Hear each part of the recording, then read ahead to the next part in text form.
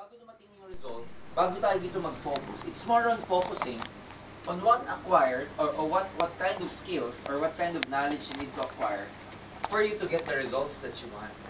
Kasi marami mga tao, they focus on result, gusto nila makuha yung resulta nila. Nalilimutan nila mag-focus kung ano yung development na kailangan nilang gawin sa sarili nila para makuha tong goal nila.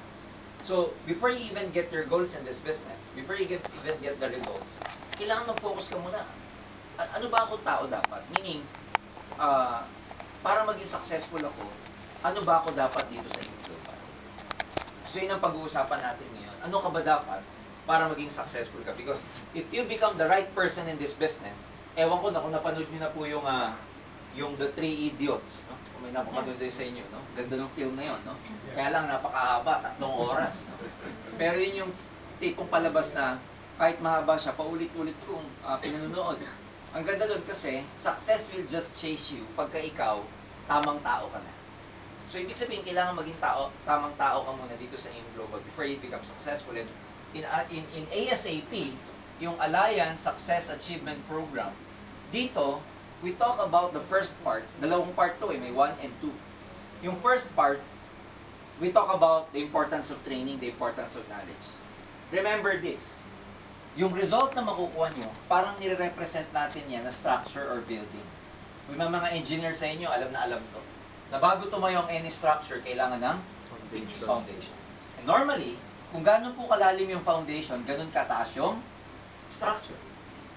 Directly proportional yan eh. Hindi pwedeng, ibig sabihin yung height nito, nakadepend yan kung gaano kalalim ang foundation. Yun din sa AIM Global. Let's represent this. Ito yung magiging result ninyo. Ito, yung knowledge ninyo. Ito, yung skills ninyo. Without the foundation, itong building, temporary lang. O kaya, may hirapan kayong mag-build pag wala kayong foundation. So, it's establishing the right foundation in this business. Dapat tama yung pundasyon mo. Pag tama yung foundation mo, madali nang umakyat o madali nang umangat itong building mo. And how do you acquire? Itong knowledge kasi, ang nagagawa niyan, okay? Ang nagagawa ng knowledge, siyempre, kaka-attend yun ng training. In fact, let me tell you na ang setup ng ang landscape, ang networking landscape ngayon, iba sa landscape, ibang itsura nito when the time we started network marketing about 14, 16 years ago. So, sa ngayon lang po nakakilala sa akin, I've been in the industry for the last 15 years na ako nagne-networking. So, nag-join ako sa networking when I was only 21 years old. So, 16 years na ako nagne-networking. That gives you an idea kung ilang taon na ako ngayon. I'm 26. 26. So, can you imagine, 15 years ago, ano yung tsura ng networking? Ibang-iba ngayon. Ngayon, may mga YouTube na kayo, may mga Google na kayo, may mga cellphone, etc. Yung time namin, walang ganyan. Pero still, old school, naka-acquire kami ng knowledge namin. Lalo na ngayon, mas marami kayong sources ng knowledge. Ang dami niyong pwedeng basahin, ang dami niyong pwedeng i-research, ang dami niyong pwedeng bilhin, ang dami niyong pwedeng i-download, ang dami niyong pwedeng mapanood sa YouTube na mga successful networkers all over the world na pagka pinakinggan mo sila, talagang matututo ka o kaya tataas yung bilhin. So in other words, it's about gaining the knowledge you need. Ngayon, ano ba nagagawa nitong knowledge? Kasi pag knowledgeable ka sa lahat, how to present, how to do the OPP, what's our marketing plan, ano ba yung product demo, lahat. Ano ba yung definition ng networking? To some people, nagne-networking, pero pag tinanong mo, ano ba networking? Ang sagot, recruit. Ano gagawin mo sa networking? Yun, magre-recruit. Tapos yung recruit mo, magre-recruit din. Diba? Yun yung networking. So, can you imagine, iba na yung landscape ngayon sa Philippines. Kung ang re-recruitin ninyo professional, tapos nagtanong sa'yo, what is networking? Ang sasagutin mo, wala, yung recruit lang, hindi mag-join. Kasi tandaan nyo, no, noong 1996, na nag-join po ako, ang mga nag-join sa networking, noong mga panahon na yun, bago pa lang ang networking sa Philippines eh. Yun yung mga panahon na uso ang Avon, Tupperware. So, pagka ikaw naka-attend ng networking, it's just a simple direct selling. Yan yung type ng negosyo na hindi pwedeng mag-sustain ng ibig sabihin mag-sustain ng family in the sense na hindi mo siya pwedeng gawing full-time job. Dati yung mga nagpa-part-time, yung mga nagsasarali, nagta-Tupperware, nag-Avon. Ito lang ang ginagawa nila to, pang-supplement, di ba, ng income ng family.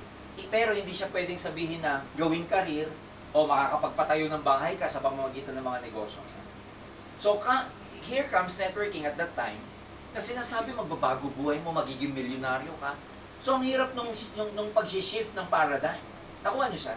Ang hirap nung pag-shift ng mindset from a certain direct selling, a concept of direct selling, into saying na networking can actually change your life and realize your dreams, help you achieve your dreams. Networking can be a vehicle towards getting your goals. Whereas to a lot of people, ang direct selling at that time, yun nga, pang ano lang, housewife, pang part-time, benta-benta. Nasa atin ka ng seminar, kikita ka ng malaking pera. Alam nyo, noong 1996, ang pinaliliwanag sa akin, nung nag-attend ako ng seminar, kikita ka daw ng 50,000 a month. So parang exaggerated masyado. In fact, hanggang ngayon there's nothing wrong about our industry. A lot of people do not believe network marketing. Hindi dahil sa hindi totoo Maraming hindi naniniwala, alam niyo kung bakit? Kasi sobrang laki ng kitaan. Do you agree with me? Yes. Lalo na sa Pilipinas, tignan niyo si Joseph Lim. Do you think pag si Joseph Lim nagsalita sa mikropono, tapos sasabihin niya sa mga tao, kumikita po ako ng 2 milyon buwan-buwan. Maniniwala yung mga tao. 2 milyon buwan-buwan, nakahammer po ako. Pang-4 na kotse ko. Kasama ko si Joseph. Ha? LA pa lang kami. Hindi pa natatapos ang Las Vegas sa Utah. Ang ipinag-shopping na sa LA pa lang. Umubos na po ng 300,000 piso nasa LA pa lang. Meron pa silang Las Vegas, meron pang Utah. 300,000 piso, shopping pa lang. Can you imagine? What is 300,000 kung nagdadalawang milyon ka naman? Tama ba? Yes. Makikita niyo yung mga ka-Facebook dito ni Joseph, pagdating ng Las Vegas, may bago siyang binili. Louis Vuitton na sapatos. Nakapost na, di ba? Nakita niyo? May kasamang wine. May kasama pang wine, yung mga ka-Facebook. So, ano ibig sabihin nito? Pag umattend ka ng networking, tapos ang pinaliliwanag sa'yo, kikita 100,000, 50,000, 200,000, hindi maniniwala mga tao, lalo sa Pilipinas. Bakit? Kasi, hindi kaya ma-absorb ng utang. Hindi nila kasalanan, pero it's a matter of their mindset. Pero paliwanagan mo ng 10,000 yung mga yan. Yan, totoo yan, totoo. 12 mil, yan, totoo yan. Ito, kalahating mil, 2 million, drug lord. Tama ba? Yes. Kasi kung matino kang, nag-iisip, paano mo nga naman kikitain sa Pilipinas itong ganito kalaking pera? But ladies and gentlemen, nangyayari sa networking. Ordinary people changing their lives. Galing ako ng Bohol. May sikat na sikat tayong kasama sa Bohol. Alam niyo na yun, si Mr. Leo Caduyak. Grade 5 ang tinapos. Tricycle lahat driver ang hanap buhay bago mag-AIM Global. 4 years ago, na-recruit katulad.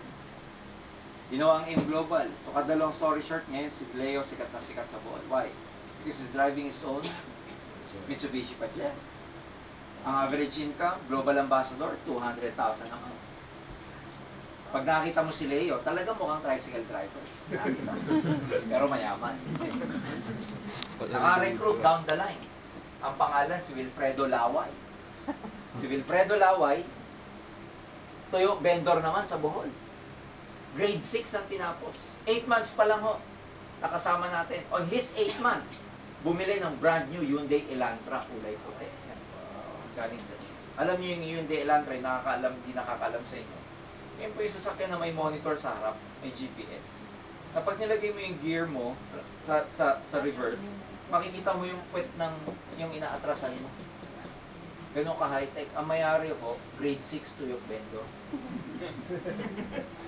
Buti na lang, nasa networking na ako nung nakilala ko tong mga to. Bakit? Kasi kung ako'y wala pa sa networking at nakilala ko to, electrical engineer ho ako sa atin.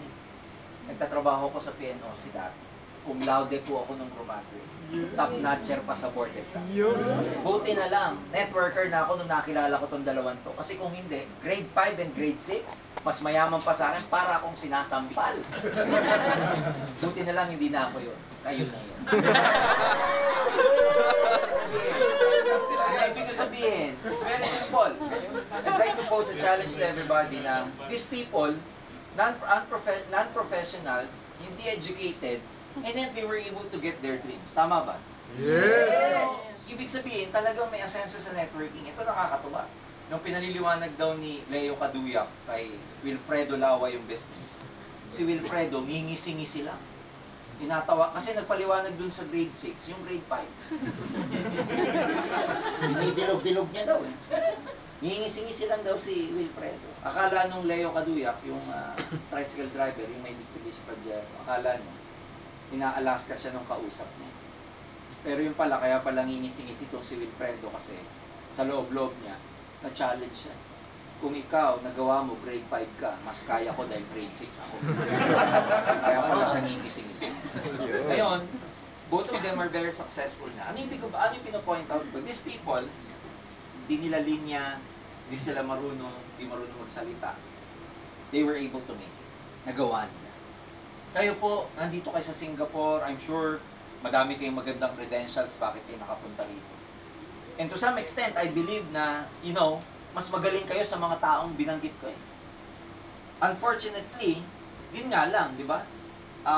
Itong dalawang to, na although non-professionals, kung bakit sila nag-succeed, kung ikukumpara ko sa mga professionals, lalo na sa Manila, pag nag-join ng professional sa non-professional, mas nag-join yung mas nagiging successful yung non-pro. You know why? Kasi yung non-pro, ang isip niya, last card ko na to eh. Kumbaga para sa kanya, huling biyahe ko na to, wala na akong choice. Samantalang yung professional pag nag-join, okay lang kasi meron pa siyang option. Kaya hindi gumagaling, hindi lumalabas yung potential o yung galing niya. Hindi katulad nila Leo Caduyac at saka ni Wilfredo Laway, yung meron sila are what we call dead-end jobs. Tama ba? Yung job nila, dead-end yun eh. Mapopromote ka ba doon pag tricycle drive? May promotion ba yun? Walang promotion yun. Dead-end yun eh. So yung vendor, meron bang assistant supervisor o yung vendor? Wala naman eh. So ibig sabihin, ito yung tipong mga job, hanap buhay na dead-end. Wala nang kasunod, wala nang mas mataas pa. Hindi katulad ng mga professional. Siyempre, pagka engineer ka, may susunod pa dyan eh. Pagka let's say sa IT ka, may mga hierarchy pa yan, ipataas ng pataas. So, in a way, yung comfort zone na nasa isip ng maraming tao, yun din yung nag-hold sa kanila para hindi mag-succeed. That's why tonight, I want you to realize what kind of opportunity you are missing if you are not doing your best in this business. I want you to realize tonight kung ano yung namimiss mo pag hindi mo ito ginalingan. I want you to realize tonight na hindi mo lang alam na yung susi sa pag-asenso mo probably nandyan sa ginagawa mo, pero may mas magandang formula na pwedeng ituro ang AIM Global, that what you can do for the next 10 years here in Singapore, you can probably do in AIM Global for 1 year. Yes! No, yung kaya mong gawin ng 10 years, nakikita mo ng 10 years, pwede mong kunin in 1 year lang. Di ba maganda yon? Yes! And yun nga lang, katulad ng sinabi ko, hindi lumalabas yung galing natin, yung potential natin. Simply because we do not know what's in store for us. So, kailangan pag-aralan natin ano yung networking. Ano ba yung para sa akin dyan? Ano ba yung naghihintay sa akin? Bakit ba kailangan mag-networking dyan? And yan yung pinag-uusapan sa ASAP or Alliance Success Achievement Program. So yung knowledge magiging ninyo sa kakaten ng training. Again, comparing those yung training sa mga non-professional sa professional, yung mga non-pro sa sitwasyon nilang alam nilang konti lang ang alam nila. Ito yung mga uhaw na uhaw umaten ng training. Tama ba? Ito yung dahil alam nila wala akong alam. Attend ako, wala akong alam. Pero yung mga nakapagtapos, yung mga magagaling, yan yung mga tipong magaling eh. So nakikita niyo yung irony. Yung irony na ito, hindi marunong, ito ngayon yung may motivation na mas lalong umaten. Hindi siya marunong. Samantalang yung marunong, dahil marunong na siya ngayon yung medyo hindi ganun ka-motivated umaten ng grade. Kaya in a way, uulitin ko. Di ba alam niyo naman yung moral lesson dun sa tinalo ng hare, yung rabbit ba? Ay, yung, di ba? Yung hare and the turtle. tinalo ng turtle yung rabbit. Naalala niyo ba yung kwentong yun? Yes. Na kahit na yung rabbit, alam mo yun, alam niyang mabilis siya, alam niyang tatalunin niya yung turtle, tinalo siya ng turtle at the end of the day. Why? Kasi yung rabbit, ano siya, complacent siya. Dahil alam niyang mabilis siya, okay lang ako matulog. Okay lang ako magpahinga. Kasi milya-milya naman na iiwanan ko yung turtle, ang bagal. Pero yung turtle, alam niyang mabagal siya, ano siya? Consistent siyang naglalakad. Yan yung pinagkaiba ng mundo ng networking. Kung bakit may mga mas hindi magagaling sa inyo, pero sila, mayayaman na ngayon. Yun. Huwag kayong magagalit sa akin. Pinaparealize ko lang sa inyo kung ano yung tamang mindset. Hindi ikaw ang pinatatamaan ko. Yung katabi mo. Kaya lang, yung katabi mo, ikaw din katabi, di ba? Ay, katabi mo. Bumalandra lang. Nakuha niyo ba? Kaya, minsan may mga... Karambola. may mga, alam mo yon, may mga nagsasabi na bakit hindi pa ako ma-ascend. Kasi ulitin ko, it depends kung paano nyo ipupush yung sarili nyo sa edge. Lalo na dito sa Singapore, to a lot of you, magkano minimum dito? Pag pumunta ka dito sa Singapore, magkano minimum na kinikita dito sa unang salta? Siguro between 1,000 to 1,500. So magkano yan sa atin? Yung 1,000, that's 33,000 pesos. Yung 1,000 SG, tama ba? Yes. Yung 1,000 Singapore dollar, SG, when you convert it to us, 33,000 yun eh. Eh sa Pilipinas, magsisimula ka, magkano kikitain mo? Pag-graduate mo, minimum, 8,000. So, doon mo makikita yung pagkakaiba. Kaya, mas maraming knowledge, mas maraming mga non-pro, mas maraming humble gustong matuto, sila ngayon nakakagain ng knowledge. And what does knowledge do? Siyempre, nalalaman nila ano networking, ano ba future ko dyan. Kaya itong mga to, baliw na baliw. Alam niyo, nung una ko nakilala si Leo Caduyak, lintik, baliw talaga eh. Punta kami ng Davao, ginawa akong guest sa Davao event. Sabi ko kila Doc Ed, ang ganda ng kwento ni Leo. Dalhin natin sa Davao, Doc, para dun siya mag-share. Dinala namin sa Davao. Again, after the Davao event, nagkaroon kami ng river rafting. Parang ito yung side trip, leisure naman. After work, leisure. Sinama namin yung mga guest namin. Ang guest namin, si Leo at yung asawa. Can you imagine? Breakfast ah. Makakain ka. Katapat ko si Francis Miguel, nandito ako. Yung Leo Caduyak, nandito sa, ano ba tawag doon? Yung corner? Abisera. Diba? Kain siya. Naku sir, thank you kay Francis Miguel. Naku sir, grabe ang in-global sir. Hindi dahil sa in-global, hindi nang bago boy ko sir. Alam mo ba sir, dati kami mahirap sir, 100 na po kami magkakapatid sir. Pag pumapasok po ako sa eskwelahan sir, nakachinelas lang ako, butas pa. Minsan sir, pag papasok ako, wala po ako notebook. Uutusan ako na nanay ko na umakyat ng suha para yung ibenta ko sa mga klase ko, pampalit ng lapis at ganun siya magkwento. Buti lang sir, grabe ang in-global niya po, nabago ng buhay. Binabaliw kaming dalawa. Gusto ko sabihin kay Leo, hello. Sabi ko, may-ari yan, ako business dev. Binabaliw ko lang, narang recruiting kami. Hindi talaga, ang baliw talaga. Punta na kami sa river rafting. Yung papunta sa river rafting, sasakay ka ng parang yung kung alam niyo po yung Tamaraw FB na pang-commute. Dadaling kami sa bundok eh. So hindi aircon, tapos may mga rough road pang dadaanan. Kasama dun sa Tamaraw na yun, nandun kami sa loob nila. Doc Ed, yung mga may-ari, yung may mga officers, nandun yung mga top distributors, nandun sila yung Caduyak. Eh di lahat kami, alam yung hawakan sa jeep, di ba? Pagkarami. Alam mo, bababa, crap ang global sir, hindi lang sir. Pero yung global, hindi ko kayo makakasama sir. Isipin nyo, yayaman nyo po, kasama ko ngayon. Ganun siya. Di okay lang kami. Tapos nag-river rafting kami. Yung river rafting, adventure yun na, gaganong-ganong kayo, nakakatuwa. Mga 3 hours so, nakakapagod, pero ang saya. Mabad kami sa init, tapos ganyan kami ng ganyan, ang daming exercise, etc. Di 3 oras kami nagri-river rafting, tapos na. Papalit na kami ng syudad. Si Leo Caduyak. Diba? Ito na naman. Naku, grabe talaga yung global sir. Grabe. Alam mo ako, ay lahat kami pagod na pagod na. Gusto ko na lang sabihin sa kanya, Leo, tantanan mo na maawa naman. Baliw talaga. Pumunta ng Maynila, nakausap yung executive secretary natin, yung operations assistant, si Donna. Kasi dun siya, first time niya sa Maynila, gagawin siyang guest para mag-share. Again, sabi sa akin ni Donna, lapit sa akin, sir, ganun ba talaga sila yung Caduyak? Sabi ko, bakit? kulang na lang sir, recruitin ako sir. Hindi mo pati empleyado natin nire-recruit. Eh, wag kayo magtaka, bakit ganun? Bakit ang palagay nyo ganun yung mindset ni Leo? Kasi, nakita niya kung gaano kalaki, na-internalize niya, ano talaga ang network marketing. Kaya i-reject mo man yung taong yun, tatawanan ka lang eh.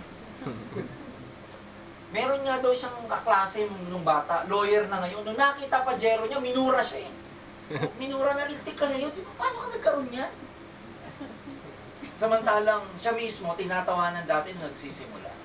So, ano point doon? Yung knowledge, yung kaalaman mo, yung bigger picture na nakita mo sa negosyong ito, magugulat ka, yaan ang magbibigay sa'yo ng confidence to do the business. Yes. Yes. Tandaan nyo ito, no, pag nakita mo yung bigger picture nito, kahit sino pa kausap nyo, dapat mas mayabang ka kaysa sa kausap mo. Ano ibig ko sabihin mas mayabang? Hindi yung yabang mong network, no? Ibig ko sabihin mas anas ka dapat. Hindi katulad ng iba, di ba? Dahil sila, hindi nila alam what's in store for them. Hindi nila alam yung bigger picture ng AIM Global. Kaya pag tinanong sila, ano bang networking mo? Hindi masabing AIM Global. Ano network mo yung Global? Mapiyaw. Pag ang kausap, boss, pag ang kausap na, supervisor, pag ang kausap nyo na, minsan mas malaki na kinikita sa inyo. Kaya pag ang kausap nyo na, mas mataas ang position sa inyo, intimidated ka na. Dapat hindi, kasi pag alam mo, which is papakita ko mamaya, ano ang AIM Global, magugulat ka. Ano ang networking? Dapat dito mas mayabang ka sa kausap mo. Because whether you like it or not, ikaw negosyante ka, yung kausap mo, empleyado pa din. Yun! Naman ka. Kahit yung kausap mo, boss mo, okay lang. Kasi empleyado pa rin siya ikaw, may sarili kang negosyo. Yes! And that's separate yung kaya dapat ikaw mas mayabang. Kunwari, nag-present ka. Pag tinanong ka, magkano pay-in dito, dapat malakas ang bibig, malakas ang boses mo. Di ba pay-in dito magkano? 345. 300? 45. 45. Ang 7 heads, magkano? 2415. 2415. Oh. Yung iba kasi sa Maynila, ang equivalent nito, 7,980. Ang 7 heads, mga 56,000. So pag nagpe-present yung iba, pagdating na sa 7 heads, ito pwede ka mag 7 heads. Magkano ba yan? Pagdating yung 7 heads, 56,000. Siya mismo nagdadalawang isip kung babanggitin niya 56,000. You know what I'm saying? Yes. Pati yung nire-recruit mo, pati yung pinipresent yung kinukumbinsi mo, ikaw mismo, 56,000. Paano bibili mo? So pag pinakita niyo yung negosyo natin, magkano ba yung global package niya? $345. Pero ang big time dito, hindi yan. Ang big time dito yung 2,450. Ibig sabihin, diretso, with confidence. Kasi, you know for a fact na ang bigger picture naman dito, hindi single head, di ba? So, dapat confident ka na pinapakita talaga yung 7 head. So, ang binibigay sa'yo, if you have the knowledge, it gives you so much confidence. Kahit sino re-recruitin mo eh. Kaya huwag kayong magulat, may mga networkers po sa atin, sa Manila. Ang tatapang. Kahit sino nire-recruit. Kahit boss nila, nire-recruit nila. You know why? Kasi nakita nila yung bigger picture. Nakita nila na mas advantage silang nasa networking kesa sa mga nire-recruit nila. Dapat dito ang mindset ganito. Dapat dumating sa point ng mindset mo dito na yung kung ano man, sino man ang kausap ninyo, you have something far better na pwedeng i-offer dun sa kausap ninyo. Yes. Dapat ganun ka ka-confident na meron kang something na far, far better dun sa ginagawa ng kausap mo. Ganun ka dapat ka-confident kahit na boss siya, o mas malaki pa kinikita niya sa inyo, o mas matalino pa siya. Dapat ang tingin mo dito sa AIM Global, yung in-offer mo is far better than dun sa ginagawa ng kausap mo. Yun. Pag ganun ang mindset mo, lahat re-recruitin mo eh. Yung iba nahiya lang mag-recruit kasi sila mismo, nagdadalawang isip sila eh.